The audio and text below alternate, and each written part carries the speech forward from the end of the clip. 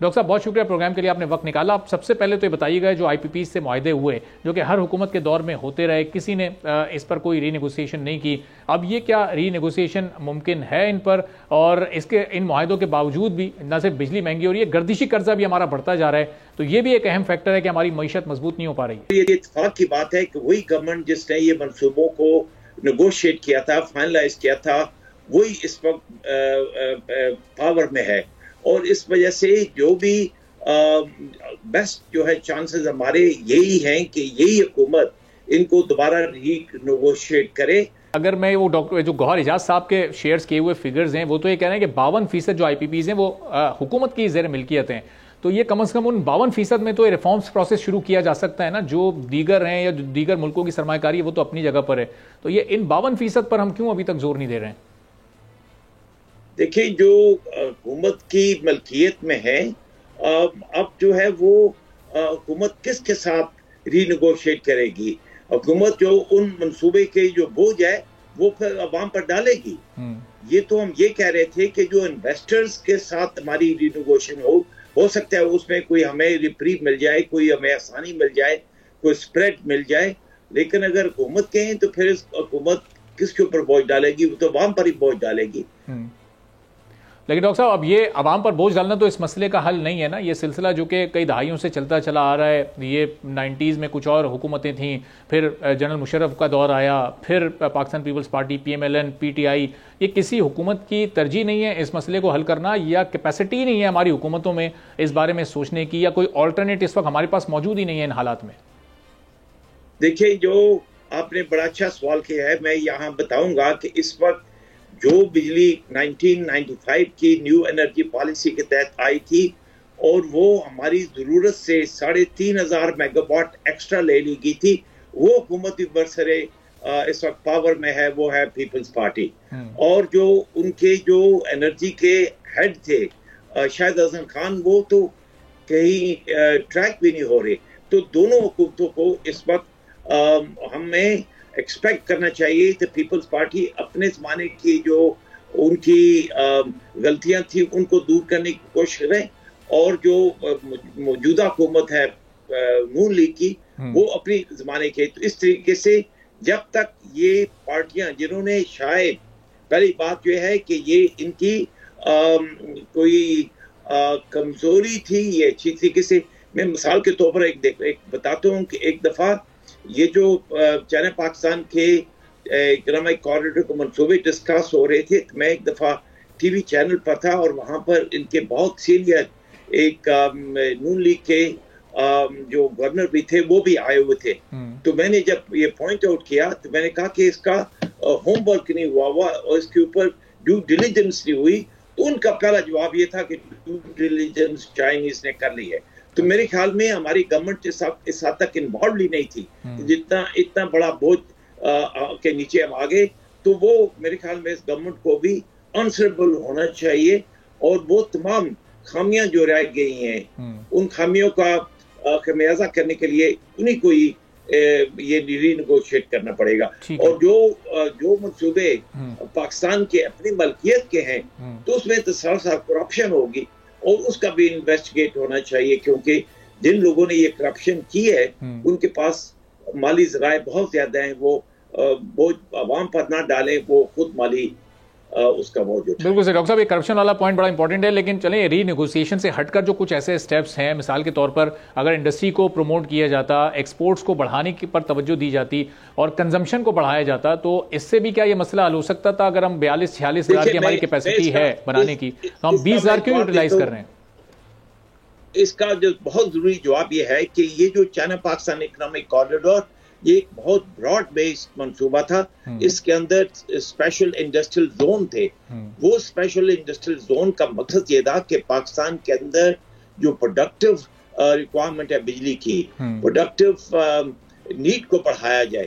اگر یہ پہلے اسپیشل انڈسٹریل زون لگ جاتے تو اس کے بعد یہ منصوبے لگتے تو یہ بجلی ہماری ناکافی ہو جاتی اور اس وقت ہماری معیشت کے اوپر بوجھ نہ پڑتا. ٹھیک ہے ڈاکٹر صاحب، اس وقت ظاہر ہے کیپیسٹی چارجز کا تو اپنی جگہ پر ایک ایشو ہے، لیکن اس کے ساتھ ساتھ جو لائن لاسز کا مسئلہ ہے وہ بھی کوئی 1200-1300 ارب کے قریب پہنچ گیا ہے. جو سرکولر ڈیٹ ہے مہنگی بجلی کے باوجود وہ بڑھتا جا رہا ہے. اگر ایک صارف ایک یونٹ کے 75 روپے بھی ادا کر رہا ہے تو پھر یہ سرکولر ڈیٹ تو اپنی جگہ رک جانا چاہیے.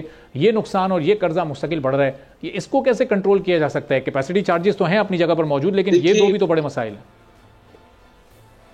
دیکھیے یہاں تک جو ڈسکوز ہیں ان کی مینجمنٹ پہ بہت زیادہ ایفیشنسی لانے کی ضرورت ہے. ان کے لاسز جو ہیں، ایک تو ان کے دو طرح کے لاسز ہوتے ہیں، ایک تو ٹیکنیکل لاسز ہوتے ہیں اور ایک ان کی نان ریکوری کے لاسز ہوتے ہیں. یہ دونوں چیزوں کو اب وہ وقت چلا گیا کہ ہم ان کے ڈسکوز کے لاسز کو ہم باقی لوگوں کے اوپر بوجھ ڈال کر پورا کر سکتے تھے. اب ہمیں ایک ایک ڈسکو کو بھی اکاؤنٹیبل کرنا پڑے گا، اس کی مینجمنٹ کو ٹارگٹ دینے پڑیں گے اور ان لوگوں کو پھر جو ہمارے پاس ذرائع موجود ہیں ان کو استعمال کرتے ہوئے بجلی کی چوری کو روکنا ہوگا اور بجلی کی ادائیگیوں کو بڑھانا ہوگا. اب اس کے اندر ایفیشنسی لانے کی ضرورت ہے. ابھی دیکھیں کہ یہ وہ زمانہ ہے کہ جس میں یہ کہا جا سکتا ہے کہ اگر آپ کی یوٹیلیٹیز یعنی جو آپ کے ادارے ہیں، بجلی کا ادارہ ہے، نیچرل گیس کا ادارہ ہے، اگر وہ فعال ہیں تو آپ کی معیشت فعال ہے اور آپ کا فیوچر ہے. اگر وہ فعال نہیں ہے تو پھر آپ کچھ بھی نہیں کر سکتے. تبھی ہمیں جیسے میں پہلے کہہ چکا ہوں کہ ذرا روایتی جو ہماری ذمہاریاں ہیں ان شعبوں کو ہینڈل کرنے کی، اس سے آگے نکل کر ان کو زیادہ امپروومنٹ لانے کی ضرورت ہے ان کے اندر. تو ڈاکٹر صاحب جن اسٹیپس کی یا ریفارمز کی آپ بات کر رہے ہیں اس کے لیے تو بڑی سالڈ ول ہونی چاہیے، ایک کنٹینیوسلی انٹینشن ہونی چاہیے. تو یہ یہاں پر کیا ہمیں وہ انٹینشن اور ول والا ماحول نظر آ رہا ہے؟ کیا حکومت نے کوئی ایسا قدم اٹھایا ہے جس کو اس سلسلے میں صرف نقطہ آغاز کہا جا سکے کہ چلو اس کی شروعات ہو گئی ہے، آگے بہتری کی طرف ہم جائیں گے؟ دیکھیں اس وقت جب حکومت کا آپ لفظ استعمال کرتے ہیں تو اس میں دو طرح کے ادارے آتے ہیں. ایک تو روایتی حکومت ہے اور ایک جو ہے وہ اسٹیبلشمنٹ ہے، زیادہ پاور اسٹیبلشمنٹ کے پاس ہے. تو اس وقت جو ہے ہماری توقع یہ ہے کہ اسٹیبلشمنٹ فلی طریقے سے انوالو ہو جائے اس مسئلے کے اوپر اور حکومت کو پش کرے، یوز کرے اور مسئلے کو حل کرے. اس کا مطلب ڈاکٹر صاحب کہ آپ کی نظر میں حکومت کے پاس وہ صلاحیت نہیں ہے، کیپیبلٹی نہیں ہے کہ وہ اس مسئلے کو حل کر سکے، اس لیے دیگر سپورٹ کی ان کو ضرورت ہے؟ دیکھیں حکومت جو ہے اس وقت سب لوگ جانتے ہیں کہ حکومت کے پاس فل پاور نہیں ہے. پیچھے سے جو سٹرنگز ہیں وہ سٹرنگز جو ہے وہ اسٹیبلشمنٹ کے پاس ہے. تو اس لیے یہ ایک ایسا مسئلہ ہے جس کے اوپر اسٹیبلشمنٹ کو اور حکومت کو دونوں کو اکٹھا ہو کر کام کرنا ہوگا. اور ڈاکٹر صاحب ماضی میں جب یہ اس وقت مسلم لیگ نون سب سے بڑی اسٹیک ہولڈر ہے جماعت حکومت کی، تو ماضی میں انہی کے دور میں سب سے زیادہ آئی پی پیز کے معاہدے کیے گئے. 2013 سے جو 18 والا اس میں 100 سے زائد معاہدے ہوئے. تو آپ کو لگتا ہے کہ یہی جماعت یا یہی حکومت ایک بار پھر ان معاہدوں کو ری نیگوشیٹ کر سکے گی جو ان کے دور میں ہوئے؟ پہلے ان کی تو شفاف تحقیقات ہو جائیں، وہ سارے معاملات تو کلیئر ہو جائیں، تو پھر ہی آگے کی طرف بڑھا جا سکتا ہے. میں یہاں پر ایک آپ کو مثال دینا چاہتا ہوں کہ ایک دفعہ انٹر منسٹریل کانفرنس ہوئی تھی، چائنیز کے انویسٹمنٹ کمپنیز کے سب لوگ تھے اور یہ نسٹ یونیورسٹی کے اندر ہوئی تھی. میں وہاں پر کی نوٹ اسپیکر تھا. تو مجھ سے چائنیز انویسٹرز نے ایک سوال کیا. انہوں نے کہا جی کہ ڈاکٹر صاحب آپ ہمیں بتائیں کہ ہماری ادائیگیوں کی کون کرے گا، یقین کرائے گا، گارنٹی کون کرے گا؟ تو میں نے ان تمام محفل میں کہہ دیا تھا کہ پاکستان کے اندر کوئی ایسا ادارہ نہیں ہے، نہ حکومت، نہ ہی بجلی کے ادارے، نہ اسٹیبلشمنٹ جو آپ کو گارنٹی کر سکے.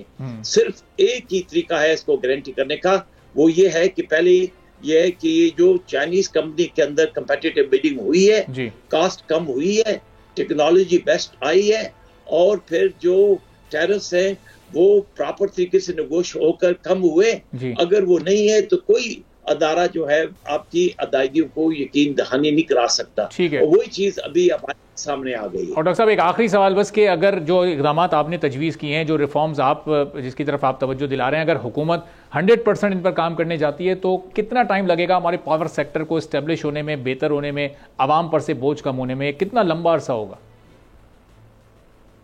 دیکھیں اگر تو یہ وتھ فل موٹیویشن کے ساتھ، انڈر ٹیکنگ کے ساتھ دیانتداری کے ساتھ اپنی ذمہ بھی اٹھائیں. یہ دونوں ادارے جن کی میں نے ذکر کیا کہ 5 سال کے اندر ہمارا. سبسکرائب کریں اور بیل دبائیں تاکہ کوئی خبر رہ نہ جائے.